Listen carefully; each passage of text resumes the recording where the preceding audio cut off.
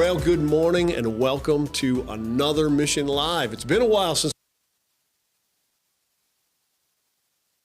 we got to see each other, and it's going to be fun riding shotgun with you as you're driving. Well, if you're watching this video, then you shouldn't be driving right now. Let's go ahead and jump in. Today, we have got some exciting things going on. First of all, you get to hear me speech, my speech that I would have given to our mayor and to our city council. Second of all, you get to actually hear somebody from our city council who's going to visit us today. A lot of good things going on at the Mission here in Grants Pass, and sure excited to have you along for the journey. Let's go ahead and jump into Talk of the Town. There we go. Let's talk of the town. It is insulting to hear the repeated suggestions from some on the city council and even our mayor about trying to open a low barrier tent camp as a solution to the problem of campers in our city parks. This is particularly so given that we all live within 30 minutes of a city that already has one. We all go to shop there and drive past what used to sensibly be called the Greenway, but now should be called a Brownway due to the annual fires caused by the homeless. Their parks, bike paths, underpasses, and freeway exits are filled with vagrants and the trash that they leave behind, and we all see it. All of this is still increasing while at least one sizable low-barrier tent camp is provided. There is no evidence that having a tent camp will reduce the number of people camping in our city parks. But we all see evidence to the contrary every time we travel to cities that have them, such as Medford, just 30 minutes south of us here. But surely making room for some of them will help the situation, you might protest. Well, to quote the city attorney from the May 7th edition of the Daily Courier, when asked about the Mission, even if it counted, there aren't enough beds to accommodate people, meaning that the number is the deciding factor. If you can't force people into the vacant beds at the Mission, you certainly won't be able to force people into your city-sponsored tent camp, so long as it accommodates less than 600 people, potentially twice that, according to the attorney in the account of the Courier. The same ties that bind the good, measurable efforts of the Gospel Rescue Mission from being counted will tie up the efforts of a low-barrier shelter tent camp as well. This judge has saddled your city with an impossible numbers game, and it would be irresponsible to give up one more piece of public land in order to not solve or even reduce the problem. Low barrier equals low safety. When you hear low barrier, you must think synonymously low safety. Say it with me, low barrier equals low safety. Those things that they call barriers are things like enforcing sobriety, having somebody check through a person's belongings for contraband, firm codes of conduct, making court appointments, healing up for 30 days prior to looking for work, and yes, being introduced to Christian values such as you shall not commit murder. Just 2 weeks ago, a young man who was new to the Mission began to behave in a way that caused us to suspect drug use, and he confessed upon inspection that he had broken his agreement to remain sober during his stay. He therefore checked out and went to hang out at our city parks where there are low barriers. After 3 days of low barrier living, he shot and killed a man in Riverside Park while under the influence of drugs and alcohol. Low barriers equal low safety. There is no evidence that low barrier shelters are effective at measurably reducing the homeless population in a city anywhere. Even the folks from All Care spoke before the City Council this year and made the case that low-barrier tent shelters are both ineffective and undesirable, despite the fact that they were offering to operate one just 1 year ago. some of the city council were noticeably shocked by the findings of their own research. 2 years ago, a man named Chad McComas, you might know him formerly from Rogue Retreat, made a similar point before the council when he said that a low barrier tent village will not visibly reduce camping in your parks, in your greenways, on your freeway exits. And when asked by our city manager why he would say that, he replied, "Because I run the one in Medford and it hasn't done it there." If you want to solve this problem, I have a couple of suggestions. Take them for what they're worth. First, privatize the parks. This will make the ruling of the Ninth Circuit Court meaningless because it ruled on how a city can regulate public space. Once privatized, the parks leave the jurisdiction of the city, and the police can use the trespassing laws, something that Oregonians evidently still think of as a crime, to create barriers. Second, since we can't create a city ordinance prohibiting drug possession and distribution, maybe we should create ones that simply tax and regulate the distribution of camping gear. Penalize those who give out camping gear, $2,000 per item, let's say, and use the taxes and penalties to fund the cleanup of the parks. Barriers equals safety. That's why we all have locking front doors and fenced yards and locks on your storage units. Low barrier equals low safety and should never be suggested as a means to help people struggling with addiction and mental health problems. Christian values aren't barriers that people should be okay with avoiding. They are the values that have guided the Western world to its fruitfulness for the last millennia and are the kind of values that you hope everyone in your neighborhood shares. There's another message from the Gospel Rescue Mission and my rant for the day. So coming up next is my interview with City Councilman and good friend of mine, Mr. Dwayne Yunker. When you give to the Grants Pass Gospel Rescue Mission, you join us in our mission to proclaim Jesus Christ to the needy of Josephine County by assisting with clothing, spiritual counseling, education, food, and shelter. We have been committed to help people go from dependence to independence since 1983. Today, many of our residents are doing just that. My name is Talayat, and I came to the mission because I went through a domestic violence marriage. I came in here as a non-believer. I was baptized while going here. I became sober. If there was anything that I could take away from a bad experience or a good experience, is I get to take away a relationship with God, and I did not come in with that. When you invest in our residents, you change lives. Partner with us through giving at grantspassmission.org. My name is Chet, a current resident here. I'd like to thank you for supporting the Gospel Rescue Mission. Well, I am here today with my good friend, Dwayne Yunker, who is currently on the city council, soon to be running for president. Dwayne Yunker for president. But he's a friend of mine and just really a valued asset to the community. So, Dwayne, welcome. And thank you. First of all, what kind of crazy man runs for city council in Grants Pass? As heated as city council chambers can be, what made you decide you wanted to be a city council person? Not crazy. You know, I've been on the sidelines too long. Yeah. You can only complain so long from the sidelines, and you're like, well, what are you going to do to help your community? My family moved here in 1983 to the city of Grants Pass, and this is where I grew up. This is where I raised my kids. 2 of my daughters were born here, and I care about this community. And my wife and I live here, and we want the best for our community. And I want the same values in this community that when I grew up, and it was safe to ride my bike everywhere and enjoy things here. Yeah. And I'm done sitting on the sidelines. I'm going to throw my hat in the ring and run for the values I believe in. So voting wasn't enough? You couldn't, just checking off a thing in the ballot wasn't enough? I think voting is like the very minimum you could do look at voting was like 20% of the people voted the last. Yeah, if you're not voting, you're just, you get what you get. You get what you get. Yeah. So, yeah. So, I think that's the minimum amount you could do is vote. And I was like, well, I'm in a unique situation now. I'm retired from the military.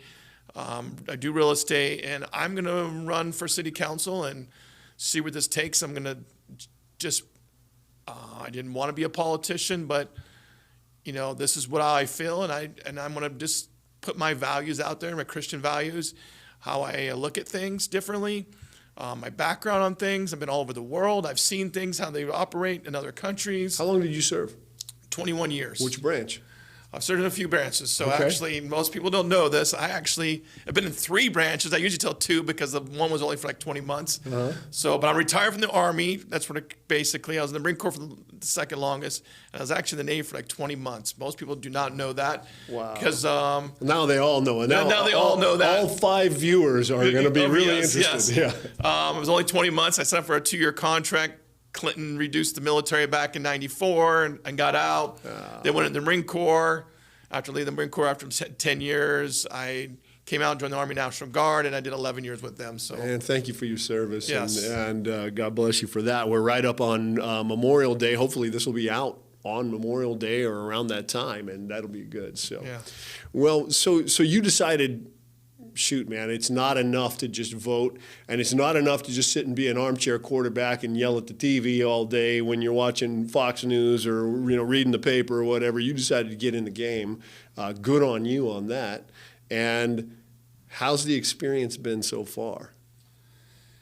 it's 4.5 months. This will be we're in by 4.5 month mark. It's been a little rough. A lot of education on things, the rules and laws, and it's not what people think it is. There's you have to follow laws. So here's a thing that I always find interesting when I'm talking to people. They seem to think that like you guys are all into it for the money. How much money are you paid as a city councilor? I get zero money to do this. Right. This is free. Right. And how about the mayor? The mayor? Zero money. So when we get out and we blast these guys, or we're yelling at them, and of the things that you might yell at somebody for in a city council or whatever, don't yell at them for the money and all the financial kickbacks and everything like that. I would say this is more than a part-time job that I'm getting paid no money to do. Yeah, It's for your love of your city and your beliefs and what you want, and that's it. I am not making any money on this.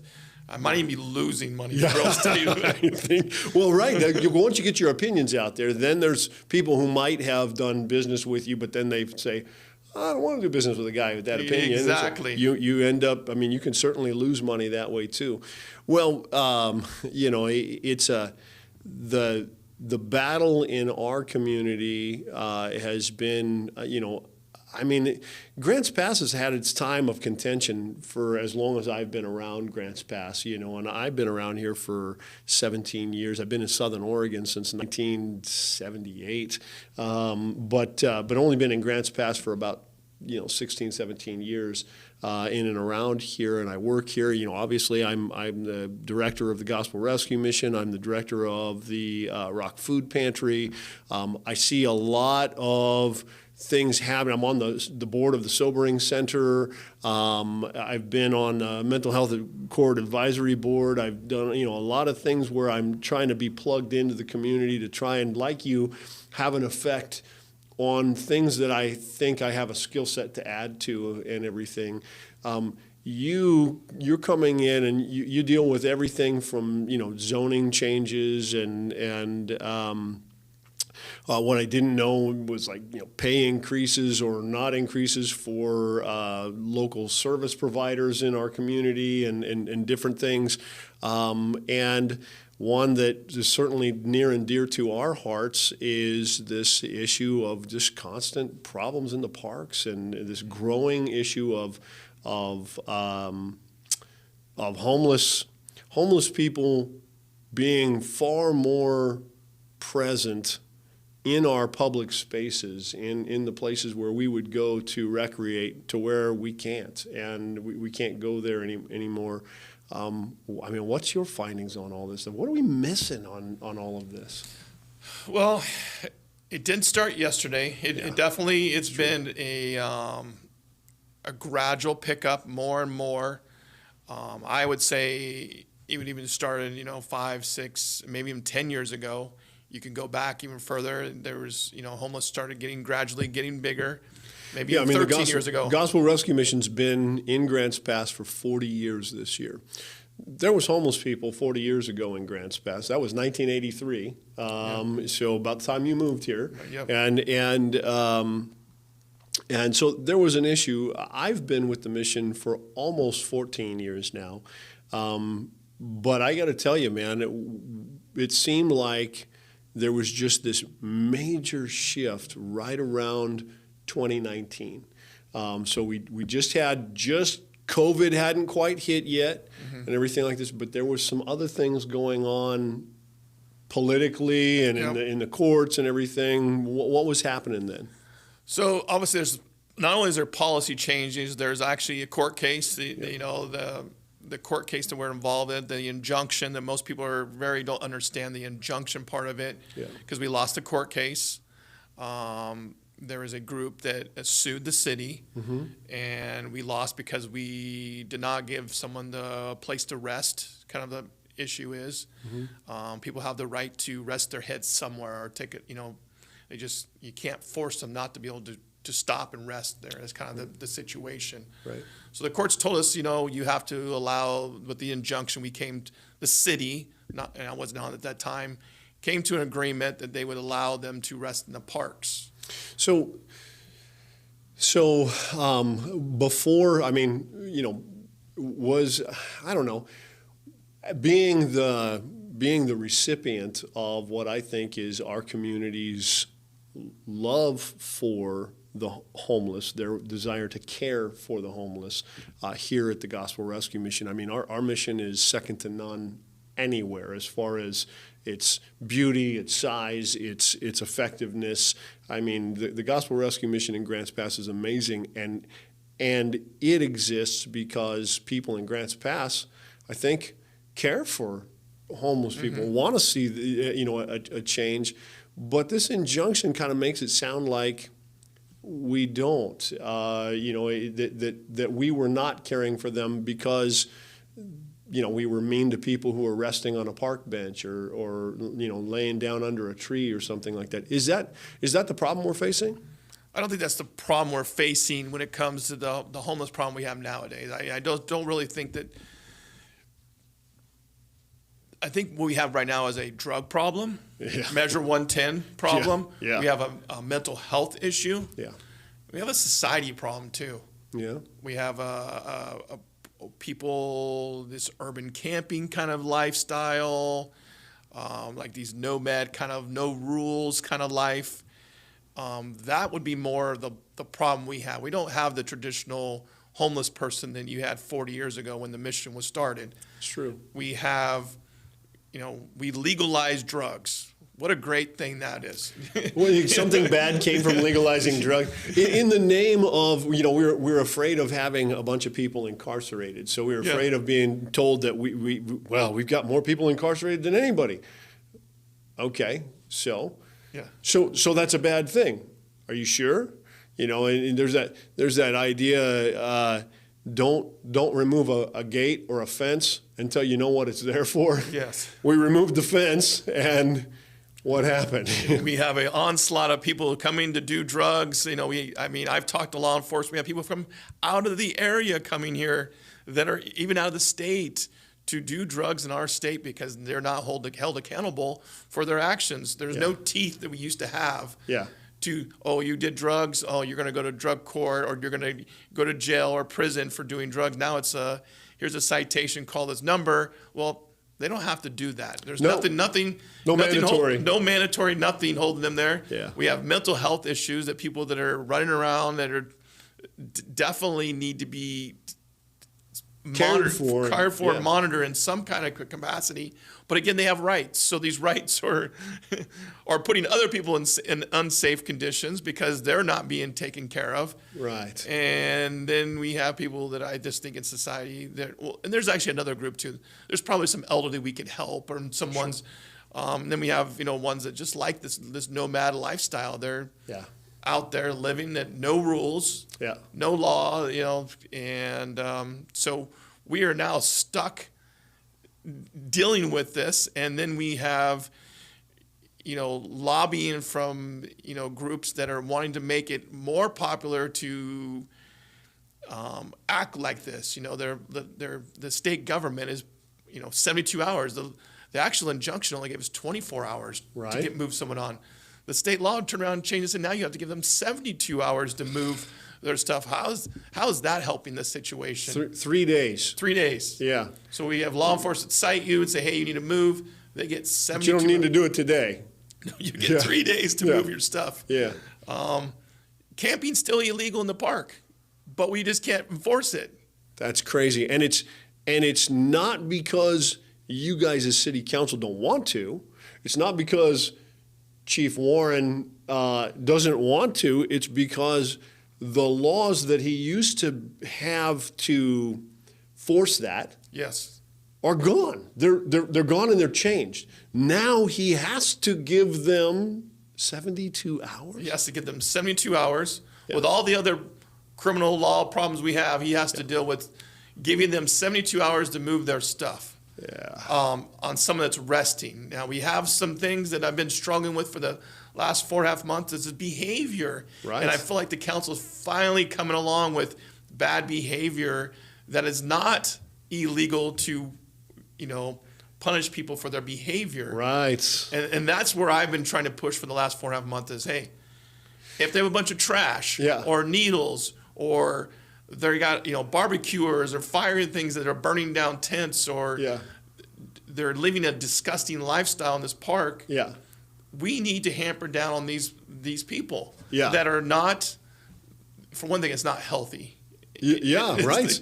Yeah, no, you're saying I care for these people, so let me do for them what I would do for my dog in my yard. Yes. I'd build a dog house and let him get out of the. Actually, my dog I treat better than that, But mine goes in my house. Yeah, mine too. It sleeps on my bed. But somebody you'd think a bare minimum, a dog house outside to get them out of the weather and everything like that, which is kind of what we've done. And so if the dog poops around the dog house, well, that's okay. It's my responsibility. I'll go clean it up. I don't expect a dog to clean it up. We're treating these people like animals. And when they behave like it, then we're surprised. And again, we want to come and rail at the city council. Yeah, it's our fault that they're living like this. Yeah. We have voted in and accommodated this whole thing. And then you guys have to fix the consequences of what we voted in as a public, because we voted, we did our thing, and we sat on the sidelines and we mailed in our vote. If you think that you've done your duty right there, is it enough? Well, apparently you don't think so. You decided I'm gonna actually get on city council. Yes. And this is the thing. So not only have you gotten on city council, but among the city councilors, you're one of the ones that checks in with me regularly. Oh yeah. How many beds do you have? What's going on down there? You've been through the facility. You walk through our program. There's I would say kind of a majority group that has been here at least once and everything like that. There's a handful, usually the ones that want to not be, they don't agree with us, even though they don't know anything about us apparently, or they've not walked through the facility, but they're sure that they don't agree with us. It's always like the people that are the atheist that's, there is no God, and I'm really mad at him, and they're going to force you there to believe. You know what I'm saying? Yeah. They think that we're going to sit down and we put people on the rack and make them believe or whatever. Yeah. Do they really? To me, I think it's like, do you really care about homeless then? Like we have a facility, a beautiful facility here in Grants Pass with beds, and does a whole wraparound program to get them back into totally lifestyle. Care for them. But you know what? It's not good enough for these people. That's right. What they need is actually something less. They need less. What we need is we need to work harder to get them something less. Yes. And so because that's worked and it's so far for them. Right. Because you sit there and you look around and go, where's the evidence anywhere? Anywhere. We're not dummies. We drive down to Medford to go to, to go to Costco or whatever. Grants Pass has it all, but when you need a few other things that Grants Pass doesn't have in the at all, we go down to Medford, we go down to, to the southern Oregon, and we look through, and we've all seen the growth on the freeway exits. We can see the stuff that used to be able to hide behind the trees that used to be there along the greenway that aren't there because it all burned down. Because of our fires and were set by homeless people. I just was looking at the Greenway Recovery Project's Facebook page, and he's got like three or four fires that have happened just, that got out of control, and the fire department had to be called just in the last 24 hours. All from homeless camps, all along the Greenway. We're just sitting there, we're just watching it happen. We're watching it happen. I'm going, you guys don't get to call it a Greenway anymore. Let's call it the Brownway Recovery Project. It needs to be, It's funny you brought that up because about a month ago, I was down at the, I think it's Bear Creek Park for my daughter's tennis, and I went down by the water, and there's tents and garbage everywhere. And I took some pictures, and I sent them to the rest of the council, and there's a few councilors that disagree with me. They're like, well, see how the low barriers are working over here? And, they get mad at me, like, well, stop spamming our email. I'm like, well, you keep trying to push low barrier, and it's not working over here. Right. Why would we spend money or do something that everybody else is doing that's not working, and they have more of a homeless problem than us? I was stunned at listening to two particular council members and the mayor almost chastise the public and any of the other council members that disagreed with them about setting up a low barrier tent camp. They were like, well, we could do this tomorrow. We could do it right across the street, and we could do it right here. And where the public has come in over and over and over again and told them no.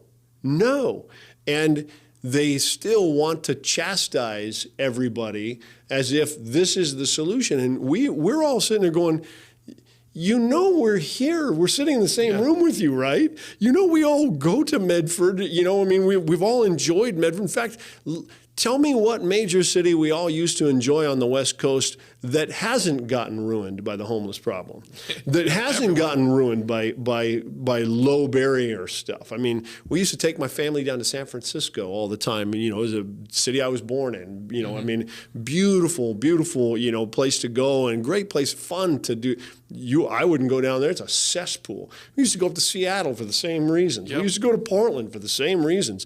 Portland was on fire for most of 2020, and nobody feels safe. We're all sitting there watching this thing happen, and yet they're still arguing for the things that lead to that happening. Did they spend over $1 billion or something? They said in the state of Oregon or Portland in the area. I'm like, just in the Portland area, and they grow, and they just keep growing. So if it's growing there and it's not working there, why would the city of Grants Pass want to do the same thing that's not working in other cities?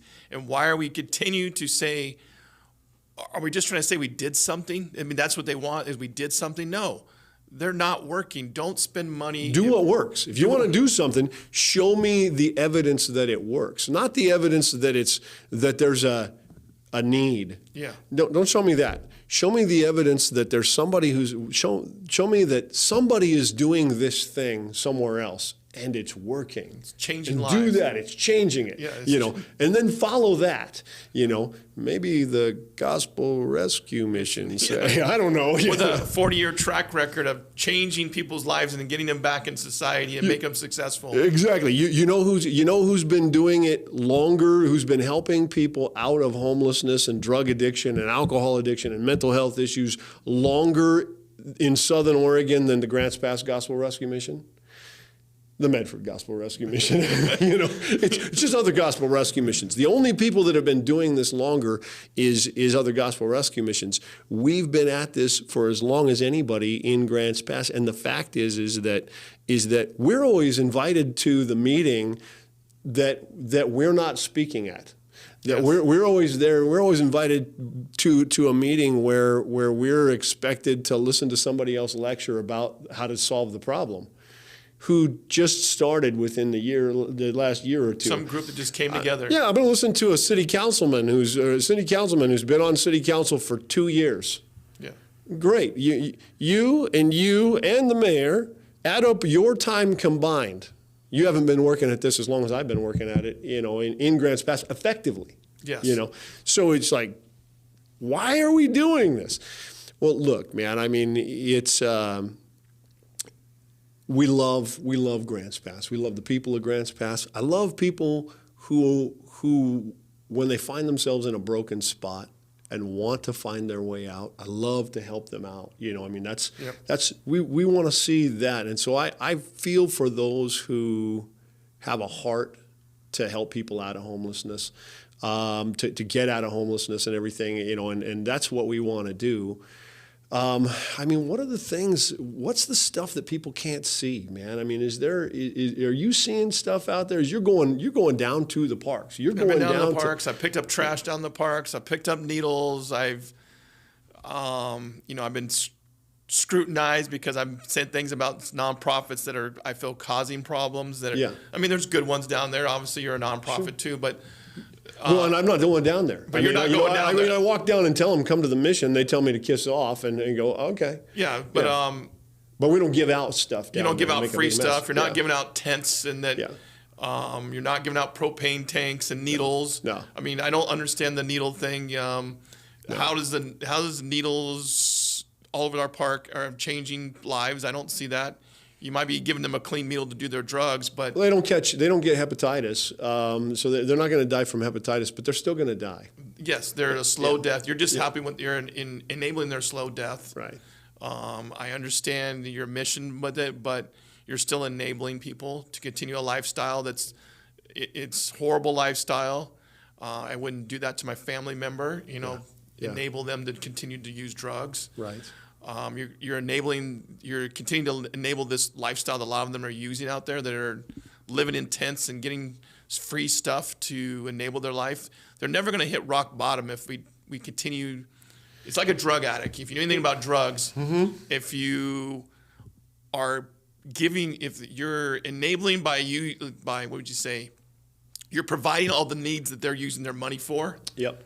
You're taking care of those problems for them. And that's what we're doing. We're taking care of all the problems that now the money that they do have, they can use for drugs. Right. They can use for other things. Yeah. You're taking care. There's no longer they have problems because people are coming in and taking care of these problems for them. Right. And that's not all the people there, but when it comes to drugs or things like that, you're definitely helping those people out. Yeah.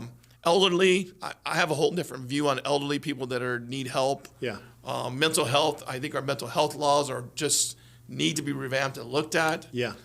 They're not helping the people that have mental health issues. Yeah, there's a need there. There's definitely a need there, but I would say that the problem we're having is not the elderly person that's living in their car. Oh, you have the elderly person living in their car, or the person who's mentally disabled in some way. They both get some kind of Social Security, help and everything like that. And we go, okay, well, there you go. And they go sleep in the park. Yeah. Where they get victimized, where they get robbed and things taken from them, where they get things stolen from them over and over and over again, which leaves them where? It leaves them right there. They get, so they get their Social Security, they get their $900 a month in Social Security. That's not even hardly enough to live in your car. No. And everything's more expensive if you're trying to eat out of your car. Yes. I mean, you're eating all pre-prepared food and everything like that, which is like the worst kind of food you can be eating. You're eating fast food and everything like that, which means your health is going to decline. So you're just sitting there. It's just all you're getting paid for is a slow, agonizing death in a car. Yeah. And so you're watching this and going, man, how do we fix their problem? Well, I got to tell you, I mean, there's yourself, myself, and there's a group of people afoot that are trying to work on, how do we solve those problems? And I think that we can solve those problems. I think the Gospel Rescue Mission can play a role in some of that. But those are the people that are not causing the problem. No, exactly. They're being victimized. You still have to deal with the people that are the real problem. They're the ones that can leave homelessness behind but refuse to do it. Yeah. Yeah. The elderly is not the machete welding person down there or the knife or the gun person. That's not the person we're talking about. We're talking about the bad behavior of people that they don't care about others. They want to live this lifestyle. They throw trash around on the blame. Those are the people we're talking about that are causing these problems. And we're never going to solve homelessness. It's never going to be gone. No. Yeah, right. If it was solvable, it would be gone by now. The first person that tells me that their goal is to end homelessness tells me they don't understand homelessness and they don't understand human beings. No. I mean, the one thing that the Christian worldview has right, and that it's something that's consistent with everything that we see and our observations around us, is the sinful nature of humanity. So we look and we go, man has this sinful nature that causes him to not even be trustworthy to himself at times. I mean, that he's got motives behind his motives, and he's got things going on that cause him to want to do destructive things, to want to do things that are not helpful and not good. And every one of us struggles with it. And you see it from the time that you see, a little baby in the preschool, taking a block and smacking the other kid on the head with it, and you're like, yeah, I mean, from the time we're born, we struggle with this stuff. We're doing this. And so because of that, we have a worldview that kind of makes sense of what we're seeing. But we're battling a group of people, in a sense, that we're trying to be persuasive to a group of people that don't have that fundamental understanding. They want to say, well, we're basically good. If you just give them stuff, they all want to get out of addiction. And so surely if you just stop putting them in jail, if you just give them some money and put them in a tent, in a box, in a something. Give them housing first. Yeah. Then you put them in there. It'll solve the problems, right? Well, I would disagree that giving them everything is work, because if they did, they wouldn't be in the situation they are now. And if we really believe that, why aren't we just put them in our houses? Yeah. Why aren't we just bringing them into our homes? Why don't we just give them all of the money instead of some of the money? Why not just go, okay, let's give every homeless, there's an estimated like 580,000 homeless people in the United States. Give them all $500,000. The cost to us would be like just under $3 billion, which is way less than the cost of DHS, the DHS budget or the Department of Health and Human Services budget and everything. Just give them all money. Give them us a sizable chunk. Give them $500,000. Why don't we do that? Well, because it's not going to solve the issue. It's like it's going to create more problems. I mean, if you have children, you understand by giving them everything does not solve the problem. Right. You have to earn things. There's responsibilities for your action. Giving someone everything is, for one thing, it's not the way of our society. You should be. Yeah. That was never in when we became a society, the United States, to give you everything. Come to the United States. No, you come here and work hard, and you can prosper. Well, it's when we came to the United States, we largely had a biblical worldview. We had a much better, more biblically fluent worldview. Today, we'll read a quote from one of our founding fathers, a 6-sentence quote from one of our founding fathers, and not recognize the 10 Bible verses that he quoted from to put that whole thing together, because we're not familiar with the Bible, and we won't use the founding fathers quote because we're not familiar with them either. Yeah. What's in that quote? Was it John F. Kennedy? Like, what are you gonna do for your country? Right. Now it's like, what's your country gonna do for you? It's like the total opposite. My country owes me something. Well, where does that come from? That your country owes you something? And I don't believe that. And you've not believed it with your whole life, man. I mean, you're a guy that said, no, not only do I not believe it, but I'm going to back up what I'm saying by getting up and serving my country, by serving my neighbors, by serving my community. brother, my hat's off to you on all of that. Well, I know you're not doing it for the accolades. No, to have a great society, we have to give back to our society. We have to do good things. We have to be a great people. Great people. Yeah. I mean, we might not agree on what everything in our exactly, but we have to be, doing things for our culture and continue this. But I don't think this homeless thing is going down that line. It's what can they take from people, hardworking people that are trying to do the right thing. They're trying to prosper in this world. And again, going back to is we do have a setup. We have a shelter, a homeless shelter here for the mission. Yeah. That takes in people that are on hard times or maybe had a fire or something disastrous. Sure. They could come here and get to help and get them back on feet. I've seen your videos of people buying houses and the two ladies that bought a house together. Yeah. And I was amazed by those things. Like, this is what we should be pushing people to be successful, get them back in society. That lady was living in her car. Yeah. She, for a long time. Living in her car. Yeah. And now she owns a home. Yeah. What better thing in life to own your own home? She owns a home right here in Grants Pass. She and her roommate work their butts off. They're hardworking girls. They buy their groceries here. They buy their gas for their vehicles here. They are contributing to the citizenry of Grants Pass. They are a part of, and they're working hard. Why in the world should they have to pay for people who have no interest in doing that? Why should they pay for the folks who are in the city parks? Or why should they pay for another piece of property where tents can be set up?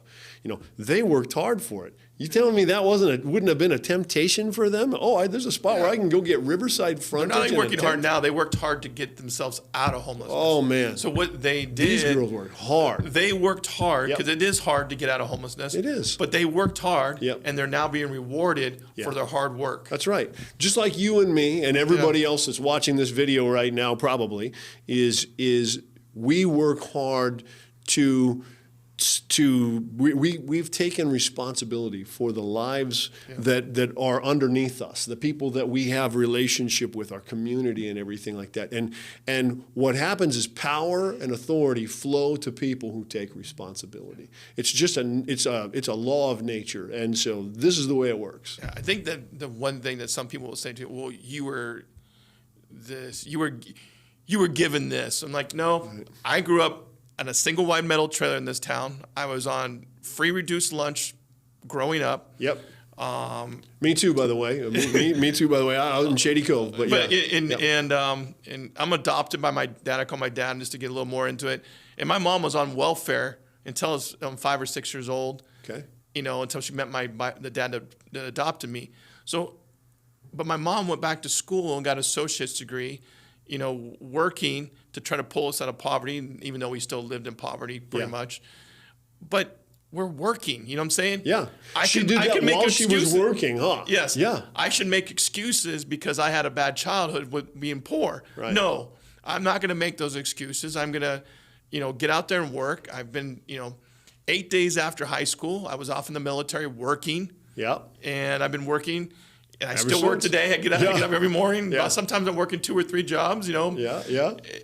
So that is what we should be doing, is working. Yeah. And providing for our family and doing good things. When you do that, you're not the only one that gets blessed by it. I mean, this is when you work like that. I mean, think of all the people. So your daughters now have all been, your sons and daughters have all had good lives that they're now prospering. But not only that, everybody that lives around you lives in a good neighborhood, in part because you're a good neighbor.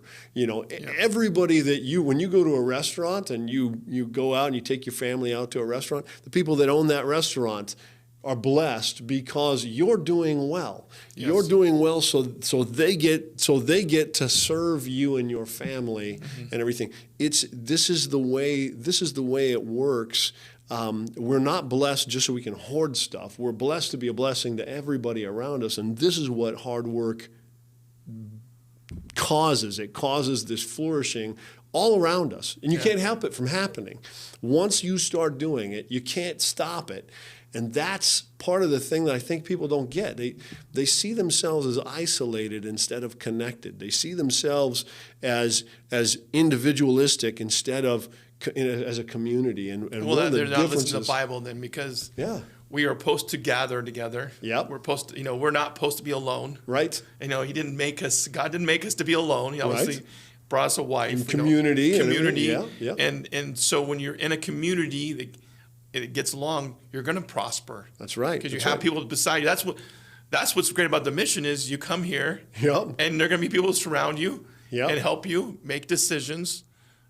And I don't think that's bad, because even at 49 years old, I still call friends and say, hey, what do you think about this, to make my decisions, because Sure. I don't make all the right decisions. I need people around me Same here. to help guide me through decisions sometimes, because I don't know all the ins and outs of every detail. I'm not a homeless expert. So what I do, I call you. I actually call my brother. Yeah. It's in this thing, and say, hey, what do you think about these issues? Yeah. I've studied these issues. I went and visited these places and said, hey, what do you think about homelessness? What are the problems about homelessness? What's working, what's not working? And I think that comes back to leadership. You said this earlier today. It was like you have people in the council and the mayor making decisions, but they're only listening to the non-experts. Yeah, yeah. They're not the ones that have been doing it for 16, 17 years Yeah. or 20 years. Yep. They're listening to people that have started these groups. We've started a year ago or 6 months ago. Right.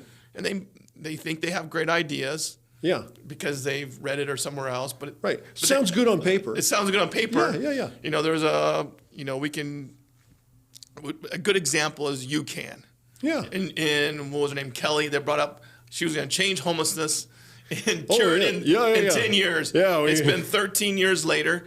Kelly does not live in the state anymore. Yeah. She's gone. Yeah. And homelessness is taken More than doubled what it was then. more than double. So Yet millions of dollars millions of dollars have has gone through there to end homelessness. To and end they've homelessness. received all these millions. How do we get our money back? And what's the accountability part? And There's no accountability. what is the percentage of people's lives you've actually changed, like really changed? Yeah. Or are they just more relying on you to continue to give them services? Well, if they need me, if they always need me to be the giver of those things, well, it sure makes me feel powerful. Yes. If it sure makes me feel really good when they come to me every month for their, or every 6 months for their electricity voucher, to help pay for their utilities or whatever, and I feel good. And I've also forbid myself from asking questions like, hey, I noticed that you got about $1,400 worth of ink on your arm, and everything, but you're coming to me for these utility benefits. Maybe our problem is that you have a spending problem and not that you can't get out of this thing. Maybe you got your priorities wrong. Yeah. But we can't say that. They won't let their people talk like that to the clients that come in because, well, that's just the way the state sees that as being judgmental and everything. And you're going, well, I think what we need is some good judgment. Yeah. We need good judgment on these things. And this is not a good judgment call. Well, that's kind of like the home bridging program here in Grants Pass. That's, I'm saying That's like an incredible success. It's incredible success getting people back into housing that owns a home ownership. Yeah. They go like a year-long thing of financial responsibility, paying bills. Yeah. What a concept, just being responsible with your money. Talk about a church that is really thinking outside the box. The folks at Edgewater that have put together this home bridging program, and if you can partner with them, if you're watching this and you can partner with them, do so. Partner with the Gospel Rescue Mission for sure. Pray for guys like Dwayne on the city council and people like that. But there's some great ministries going on in our town. And the home bridging thing is fantastic. And, Chad Hansen and the guys, all that are involved with that. These are people who are not sitting on the sidelines, just checking off a Chad in their voting thing that they're mailing in. They go, I'm a doer. I got to get up and do something. Do something. They're going to change people's lives. And home bridging does more than that, too. They also work with the city about helping people that are in their house that need maybe their roof fixed or they have a heating problem. these are groups that you should be getting behind, that they're changing people's lives and helping people to stay in their home or not be in, because those people are not, I mean, they're going to end up in the street if they don't get these things fixed. Right. But they're not getting handouts. Right. They're changing people's lives for the better. And those are the groups we should really be getting behind to change the trajectory of homelessness, in my thinking. Right. Well, at least, I mean, there's the get the people out of homelessness. There's the ones that are maybe right on the cusp of becoming homeless and prevent them from getting there, and everything. But it requires a whole bunch of kind of wraparound services, a bunch of things that need to happen. And this is exactly what groups like the home bridging projects and stuff are doing. That's exactly what the Gospel Rescue Mission's doing. That's exactly what our city sobering center is trying to do. That's what all these different organizations are trying to do in some way or shape to try and get in and make this difference and make it powerfully for our community. So, we've got just a couple minutes, and we've talked about a lot of things, and I certainly want to have you on again, at any time. If there's something that, you just like to go, I mean, I know what it's like at a city council meeting. I've gone to many of them, and it just gets this long conversation where you're hearing just lots of people talk, and you get no opportunity to respond. And or they all leave when it's time to respond because they really didn't want. They just wanted to speak, but they didn't want to hear what you had to say. Yes. Is there anything you'd like to say? Well, I would say this. I would encourage the citizens that are coming to these meetings and complaining, to do a little research, to go to the Grants Pass website, learn about the lawsuit. Yep. The city website. It's the Blake versus City of Grants Pass. You can look it up. It's and the Boise one. There's another one in Boise. That was Martin versus the City of Boise. Yep. And those, if you learn about those two, you can look them up online. They're super easy. Google search, and you can find them. You can read the whole thing. It's not super legalese, so they're not hard to read. And pretty quick, you could educate yourself. Yeah. And then the injunction. The injunction is like the separate piece. That was the agreement. So if we break the injunction, we're going to be liable for millions of dollars probably to pay these people because we're being mean to the homeless. That's kind of where it's been at. Right. We didn't provide. And I would say this, we would never be able to build enough shelters to deal with all these people because you cannot force someone into a shelter. Right. And if they have a special need, you couldn't, if that shelter doesn't provide that, you cannot force them into those things. These are things that we as a council have to sit here and listen to our lawyer talk about. Yeah. Also, I would encourage everyone to tell the council to vote for these bad behavior ordinances that we're about to sit on the 21st. Right. We need to pass every single one of them. Good. They're not going out and going after homeless people. They're to tell, we call it, not have more bad behavior. Right. We're going to go after the bad behavior. So you're going for the vandals. You're going for the litter bugs. Yes, we're going for those things that are causing problems in our park that we don't want to happen in our park. Yeah. And then if people want help, there is help sitting right here. You and I are in this building. Yeah. There's, and I usually ask you, I think the average is there's 90 beds available between men and women and children daily. Until this mission's full, I will be continuing to say that at every council meeting. That's why I text you. There's beds available, so don't tell me there's no place. There's no place to go. Yeah. There's a place right here. Yeah. And if you haven't been here, come look at it. It's beautiful. Right. And when you come, I want you to look for things like find the moat in the alligator swamp that you got to go through, and the flamethrowers and the gun turrets and everything like that. All the barriers that you have to get through to get in. And once you've made it through that gauntlet to get in and everything like that, I want you to ask yourself this question. In fact, do better. Ask some of the residents. Ask them this thing. Do you feel safe here? Do you feel safe inside here? Is it safer in here or out there? Yep. And ask them this. I live in this community. Is my community safer because this place is here? And because you're inside here, or would it be safer for if we had everybody outside outside of this thing? Ask them questions about that, because I'm telling you right now, our residents will tell you everything.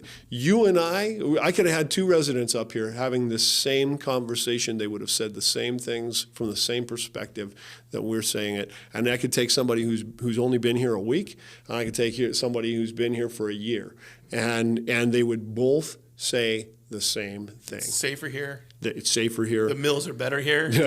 the sleeping is better here. Yep. Everything is better here than sleeping in a tent in our park. Yep. This beats the mud or the dirt or the smoke or the you get or the the shower, heat. you get medical, you get everything you need. Whatever you need is here. And we keep talking about navigation centers. Every place that I know that serves the homeless, whether it's the Mission or U-Turn for Christ or the Foundry Village or even our sobering center.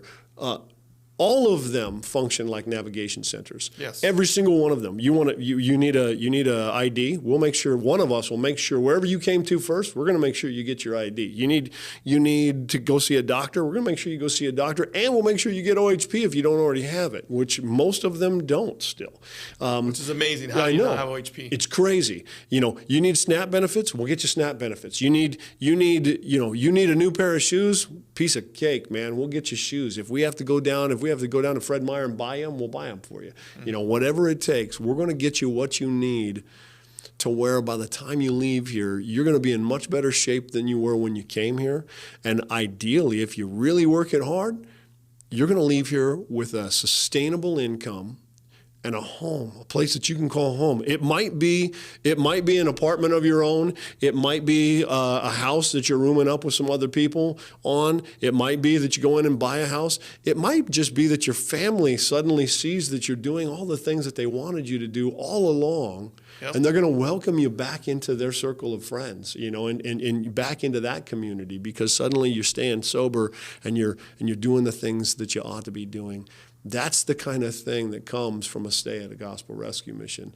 And all of these organizations are trying hard for those kinds of things. And I don't understand why the city continuously wants to reinvent a wheel. And not only that, but it's a square one. It's not a round one. It doesn't work. I would say it's not the city. Yeah, okay, gotcha. It's not. There's individuals. There's individuals there that think that this is the way to do things, is continue to do what is not working somewhere else. Yeah. And I would say that is the problem. We have certain individuals that want to do the same bad things that are not working in the whole West Coast. Yeah, no, you're right. You've nailed it. Well, and clearly the folks in your district who voted for you,